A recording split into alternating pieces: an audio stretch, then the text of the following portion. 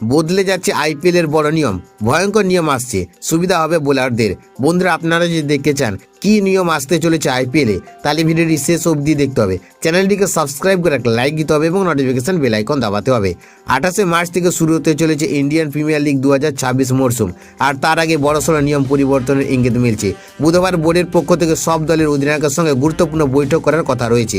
এই বৈঠকে নতুন নিয়মগুলো বিস্তারিতভাবে বুঝিয়ে দেওয়ার মূল লক্ষ্য। সবচেয়ে বড় পরিবর্তন আসতে চলেছে বোলারদের সুবিধা দিতে। এতদিন দ্বিতীয় ইনিংসে শিশিরের কারণে বল ভিজে যাওয়ায় বোলাররা সমস্যায় পড়তেন। এবার সেই সমস্যার সমাধান করতে নতুন নিয়ম চালু করা হচ্ছে। দ্বিতীয় ইনিংসে ফিল্ডিং করা দলের অধিনায়ক এবার বল পরিবর্তনের আবেদন জানাতে পারবেন। তবে এখানে একটি গুরুত্বপূর্ণ শর্ত থাকছে, নতুন বল দেওয়া হবে না, বরং আম্পায়ার এমন একটি ব্যবহৃত বল দেবেন যার অবস্থা আগের বলের মতোই।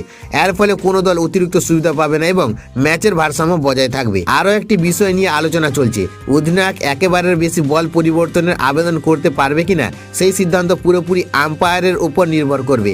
সাধারণত 10 ওভারের আগে বল খারাপ হলে তবেই পরিবর্তন করা হয়। সব মিলিয়ে নতুন ওই নিয়ম আইপিএল 2026 ম্যাচের ফলাফলের বড় প্রভাব ফেলতে পারে।